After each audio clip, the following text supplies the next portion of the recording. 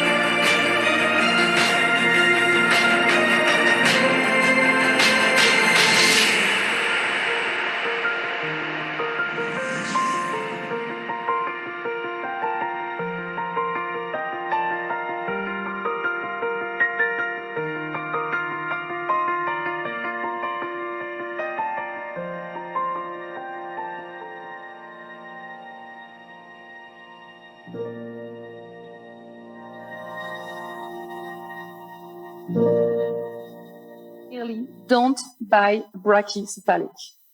Explaining the reason why, because it's not dog in good health, it's a problem of animal welfare, etc. And faced to that, there are the institutions, the breed clubs, the national kennel clubs, FCI, etc.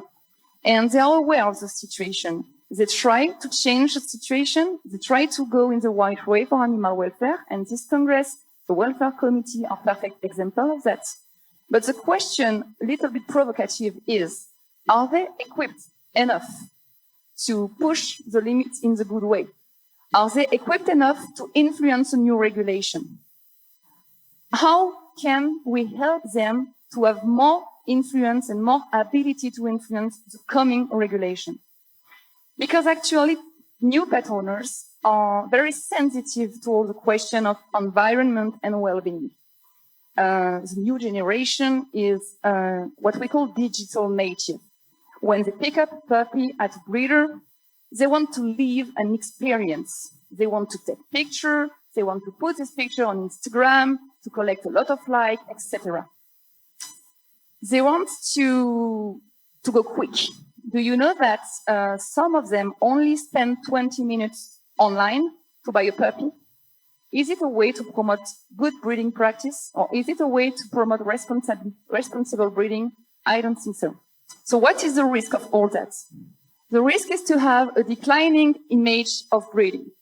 Because of some action of NGO and activists, we can sometimes see on social media very negative, bad buzz around breeding. And social media really loves to have, to take an example of bad breeding practice and to make it a generality. The risk is to see in the future more and more new constraining regulation and to see an increase of this new trend in ethics, which is adopt, don't shop, opposing breeders to shelter, whereas there is not the point, actually.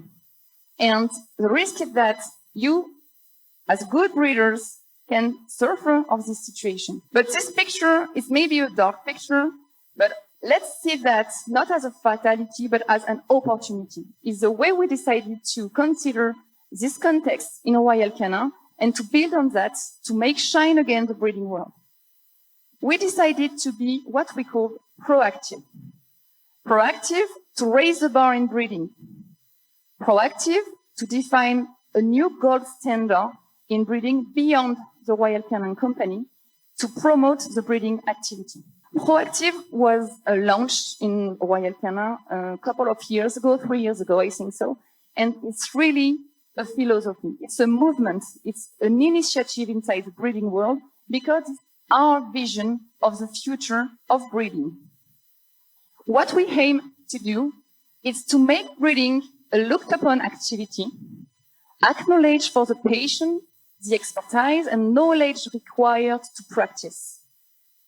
And for that, we built a program to help ensure breeders grow in a sustainable way, giving them tools and services to help them to reach our common mission, the health and well-being of cats and dogs. Cats and dogs have lived as domesticated animals for thousands of years. Their place in society has greatly evolved and is now well established. While pets were previously primarily owned for the tasks they perform, they are now mainly valued for their companionship. The psychological and social benefits they bring to society are widely acknowledged. Today, it is self-evident that pets make our lives better. And because of this, they deserve a decent and fulfilling place in this world, as well as respect for their rights and basic care to ensure their health and well-being. This has always been at the heart of Royal Canin's mission. And this is why, as a company, our purpose is to make a better world for pets. We do this through nutrition by developing tailor-made diets adapted to the specific needs of every cat and dog. But we also do this beyond our nutritional offer. For this reason, today we have built an ambitious program rooted in strong values and ethics. Proactive, an initiative designed to make a better world for pets by supporting cat and dog professionals to help them run their daily activities sustainably and soundly. Being proactive is a choice that transforms your everyday experience for the better and guides you in building a responsible, sustainable activity. Being proactive is choosing quality, higher quality activities, a better quality of life for your animals, and a high quality relationship with pet owners. Being proactive is strengthening your commitment to the well-being of cats and dogs through high quality, tailored nutrition and careful monitoring of your animal's health, as well as continuing the invaluable prevention and fight against obesity.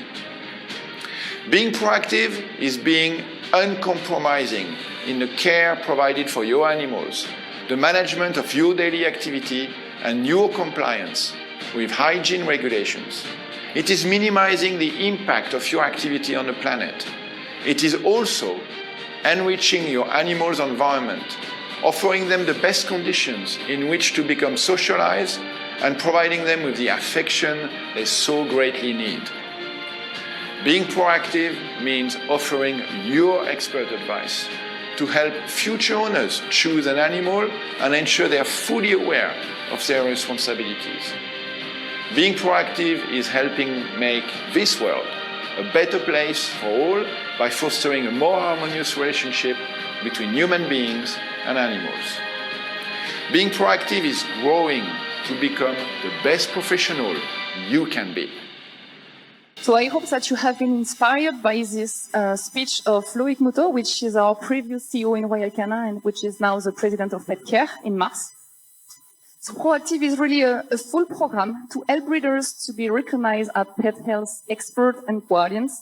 And this program relies on 3 chapters. The first one is around skill and knowledge. That's why we try to give you more skill, more knowledge, partnering in congresses, with publication, scientific publication or encyclopedia, and also developing e-learning. There is several modules existing on dog e-learning program. We talk about this morning also about responsible pet ownership. We try to give you the tools to encourage the responsible pet ownership, thanks to an existing guide, and also the Welcome Puppy Kit, gathering all information and stuff that a new pet owner can need to better welcome a puppy at home. And last but not least, and this is a link with genetic, there is a chapter dedicated to facility management, I mean your daily activity. So we have, of course, nutrition with a dedicated nutritional offer for breeders and practical guides to give you advice on how you can better manage your breeding activity. And we developed also services, WildStart, which is a software for breeding activity, and recently DNA testing, My Dog DNA. And this will be the rest of my presentation to talk about what is My Dog DNA and how My Dog DNA make Proactive alive. Delve into their past to reveal their future. Now we can look back to discover their heritage and unleash their potential.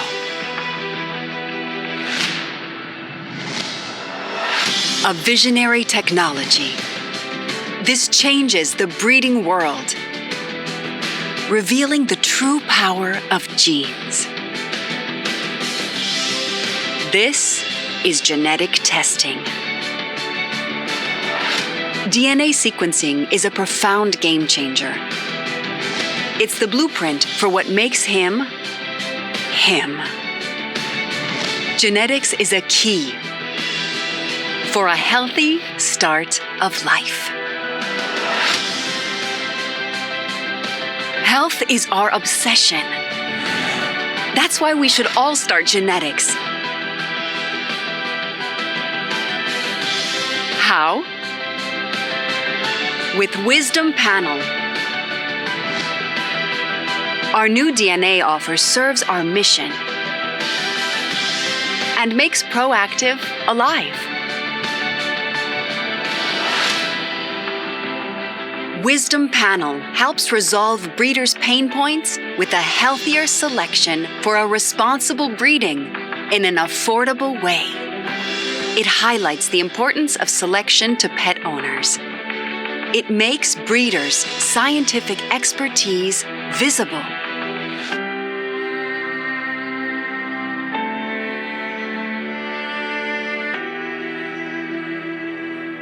So My Dog DNA is our new genetic offer made by breed experts for you breeders. It's more than a classic genetic test.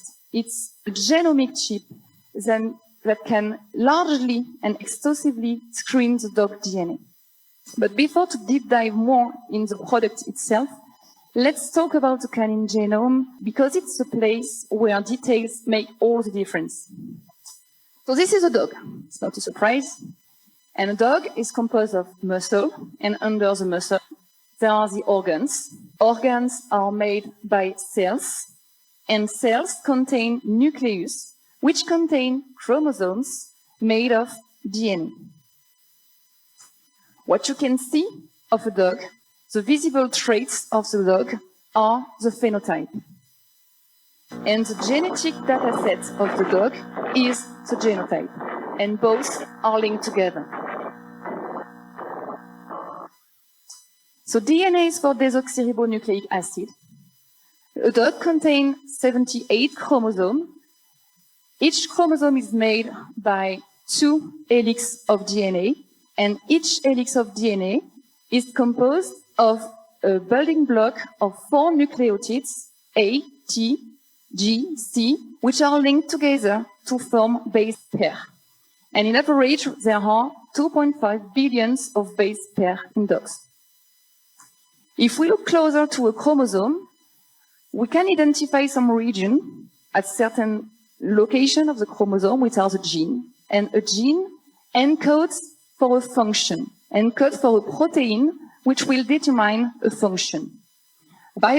We can buy around a little bit less than 20,000 genes in dogs, and which is important for us in breeding selection is that a gene is a basic of inheritance. I mean, it's going to be transmitted by the parents, one by the mother, one by the father, to the puppies. So let's take an example with the tyrosinase-related protein 1, which is a gene coding for coat color. You can have 2 different copies of the genes, 2 different alleles of these genes, a black one and a brown one. And these 2 alleles differ only by 1 nucleotide. This variation of 1 nucleotide is called single nucleotide polymorphism, or SNP. So if your dog has the black allele, it will produce the black eumelanin pigment, and it will be black. And on the other side, if the dog has the brown allele, it will 2 brown alleles, to be honest, it will produce eumelanin brown pigment, and the fur will be brown.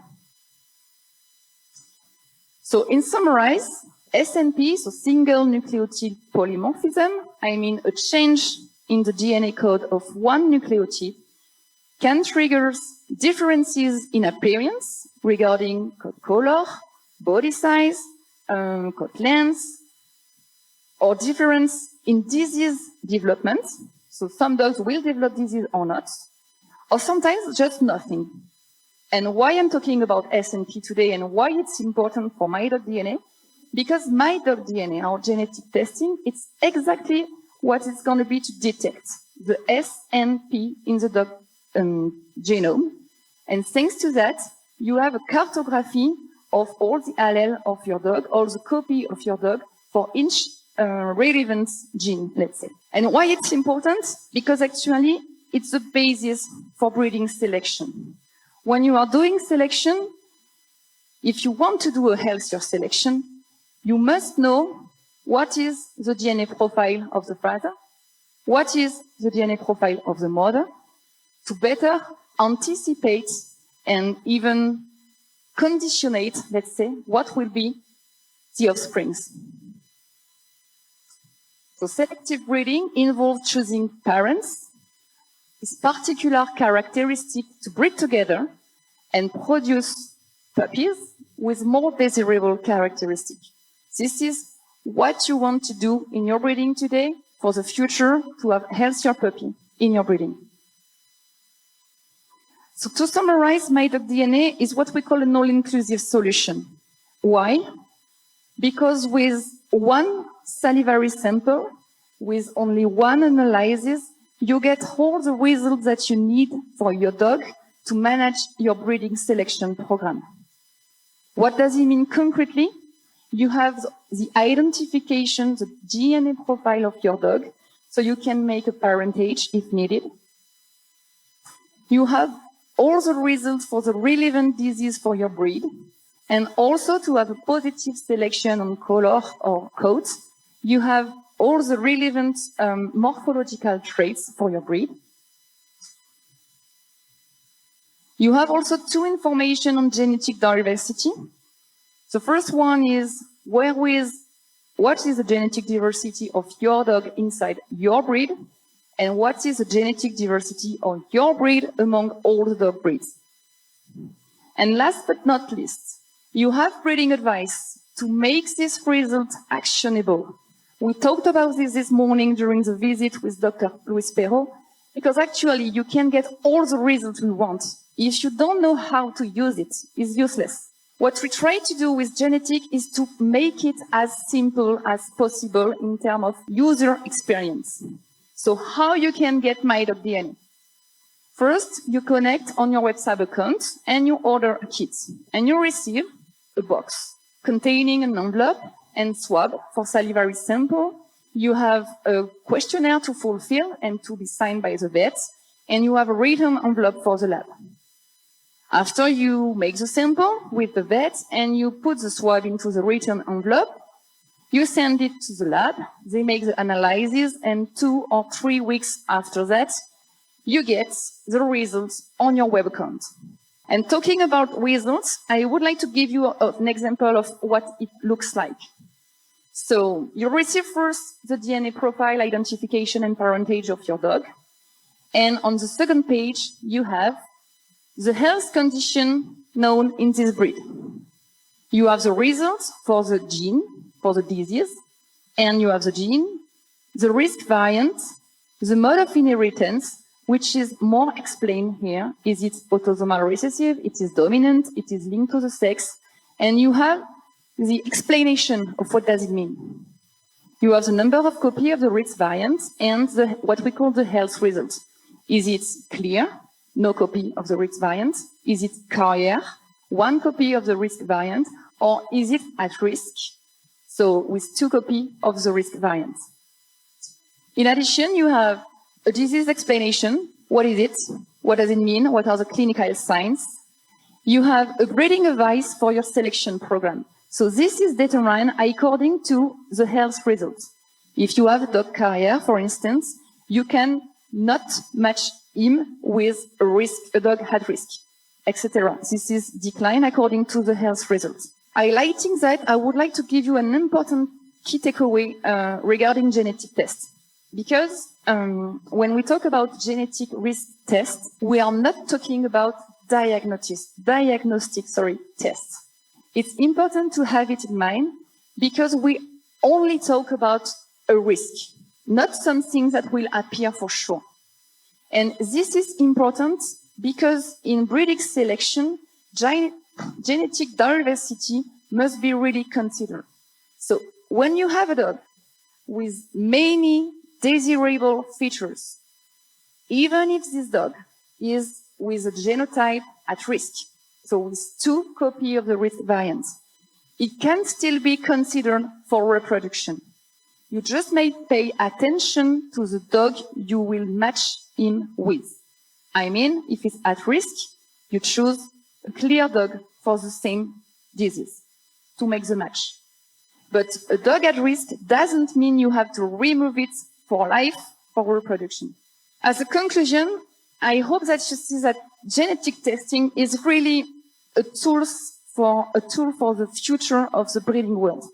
Because to face to the new context where animal welfare, some specific brachycephalic breeds are negatively pointed, it's really a tool to show off the breeder expertise, to demonstrate that you made conscientiously your breeding selection program, that what you are doing is not by chance, but it's on purpose. So it's really something to change the eyes of the people on you, on breeders, on breeding selection, and to make the breeding world shine again. What do we want to achieve with MyDogDNA and with Proactive in general is really to make you breeders seen as health guardians, to make your activity sustainable and responsible, and to encourage the responsible pet ownership.